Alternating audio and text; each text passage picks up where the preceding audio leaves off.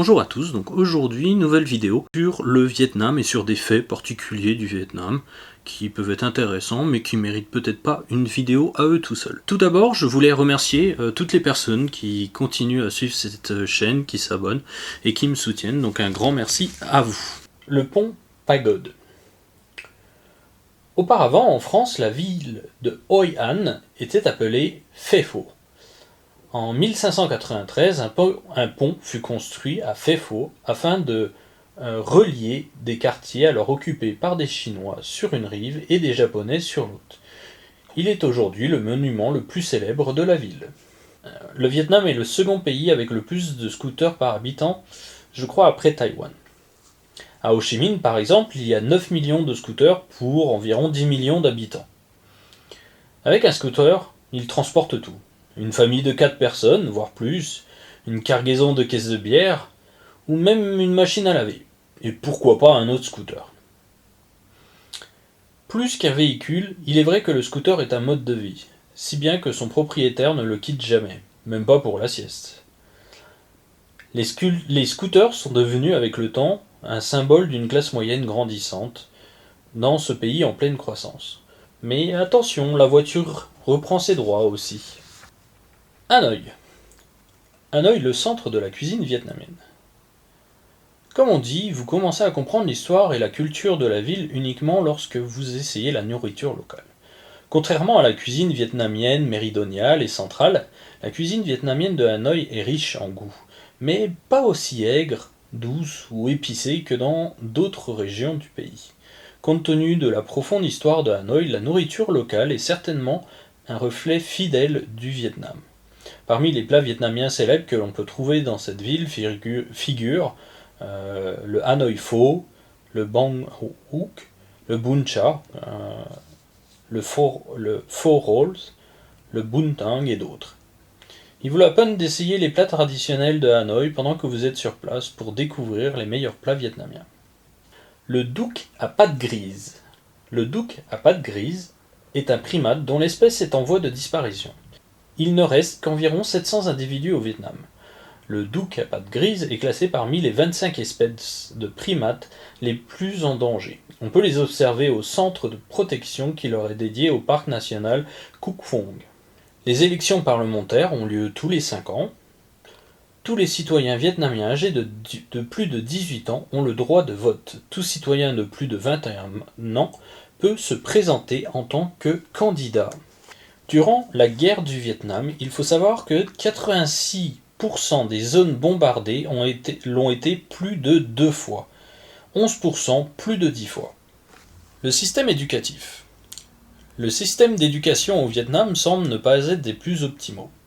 Les classes dans le système public regroupent entre 60 et 70 élèves, obligeant les professeurs à donner leurs cours en haut-parleur. Les cours en groupe sont très basiques, et pour tout miser sur la réussite de son enfant, il faut être prêt à payer le professeur pour que celui-ci mette l'emphase sur son enfant en plus petits groupes, après les horaires normaux d'école. À cela s'ajoutent les frais extra demandés de temps en temps par l'école pour telle ou telle raison. Au final, le système privé ne revient apparemment pas beaucoup plus cher. Devant un tel coût pour l'éducation des enfants, pour un système qui pourrait être plus performant, de nombreuses familles dans les villages les plus pauvres choisissent de ne pas envoyer leurs enfants à l'école. Ces derniers aident leurs familles aux champs, portant parfois de lourdes charges de leur dos, ou bien en charge d'emmener paître les vaches familiales. Cela reste une activité harassante pour eux. Le Parti communiste du Vietnam est le seul parti politique légal au Vietnam. Il faut savoir que le plus haut poste au sein du Parti communiste vietnamien est celui du secrétaire général, qui est le leader du parti et à la tête du Politburo, donc du bureau politique, en sachant que le Politburo est responsable de la direction générale du gouvernement et applique les politiques qui ont été approuvées. Le second poste le plus influent du Parti communiste est celui de président du Vietnam. Il est à la tête de l'État, tandis que le Premier ministre est à la tête du gouvernement. Le premier président et premier ministre du Vietnam était Ho Chi Minh. La circulation à Hanoï, pas que à Hanoï. Le mouvement chaotique et bruyant, mais en même temps excitant de Hanoï est quelque chose que vous ne verrez nulle part ailleurs. Les motos passent devant vous, les règles de circulation ne sont pas respectées, et les signaux et chemins sont des mots qui ne sont pas dans le dictionnaire de Hanoï.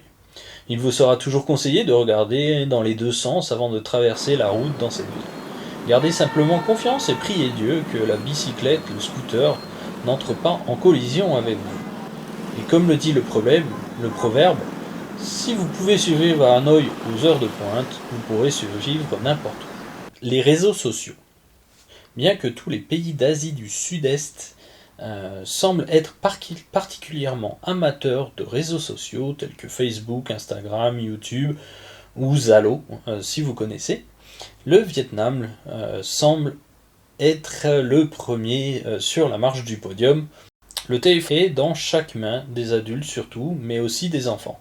Il vous arrivera par exemple de rentrer dans des échoppes et de devoir faire de grands signes ou vraiment d'interpeller le vendeur pour pouvoir payer vos achats. Le Vietnam est aussi appelé le pays du dragon. Bon, c'est assez simple, ça vient seulement de sa forme géographique. Parmi tous les pays en voie de développement, le Vietnam détient l'un des taux de chômage les plus bas. La langue. Plus de 3 millions de Vietnamiens qui ont quitté leur pays continuent de parler leur langue à l'étranger. Le vietnamien est une langue à 6 tons, c'est-à-dire qu'il y a 6 manières de prononcer une simple syllabe. Trompez-vous de ton et vous donnerez un sens totalement différent à ce que vous souhaitiez dire. Hanoï. Selon les prévisions, Hanoï sera la ville qui se développera le plus rapidement entre 2008 et 2025. La baguette de pain. Durant la colonisation française, la baguette traditionnelle a été introduite dans le pays. Mais le blé n'étant pas une matière première très accessible au Vietnam, les habitants ont revisité le sandwich en utilisant de la farine de riz. La croûte de la baguette est plus craquante, car plus fine. Le Hao-Di. Le costume traditionnel vietnamien, bien qu'il varie beaucoup selon les ethnies, est une tunique de soie que les femmes associent avec un pantalon. Le côté élégant de la tunique et la touche de modernité du pantalon font du Hao-Di une tunique unique et atypique. Hanoï. Hanoï, qui signifie littéralement une ville dans les rivières, a été construite sur les rives du fleuve Rouge, dans les basses terres entre les rivières. C'est pourquoi Hanoï contient des traces de nombreuses rivières qui coulent autour de la ville et forment des lacs à l'intérieur de la ville.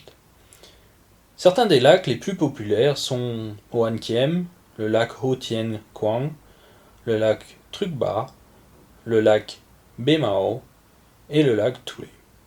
On n'oubliera pas aussi le lac de l'Ouest.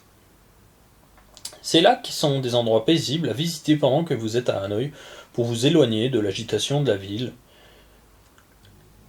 Le temple de la littérature à Hanoï est sur le billet de banque de 100 000 dong. Représentant l'esprit d'apprentissage et d'éducation du pays, le temple de la littérature a été construit en 1070 pour Confucius et ses érudits. C'est un symbole de la littérature fièrement illustré au dos du billet de 100 000 dong. Les lève-tôt. Tandis qu'une majorité de touristes aiment barboter dans l'eau chaude tout au long de la journée, les locaux préfèrent profiter des eaux vietnamiennes à l'aube et au coucher du soleil. Il n'est pas rare de croiser quelques sportifs avant 5 heures du matin. Sur toutes les plages et dans tous les parcs, on peut voir les personnes plus ou moins âgées faire du yoga, de la gym ou encore du badminton. Avec une superficie totale de 331 210 km², le Vietnam est divisé en 59 provinces. Chacune est administrée par le gouvernement national. Chaque circonscription, ville et village est gouvernée par un conseiller du peuple élu localement. Côté religion. Au Vietnam, environ 73% de la population pratique une religion traditionnelle vietnamienne. 12% est bouddhiste et 8% pratiquent le christianisme. Les Vietnamiens ont beaucoup de croyances, ils pratiquent le culte des ancêtres ainsi qu'aux esprits. Il n'est pas rare de voir des sépultures de leurs ancêtres dans la cour de leur maison ou bien au milieu de leur rizière. Cette vidéo est maintenant terminée, merci de vous abonner à la chaîne, cela permettra de vous tenir informé des nouvelles sorties, mais aussi de liker cette vidéo et de laisser un commentaire. Je vous dis à la prochaine vidéo et merci d'avoir regardé, bye bye.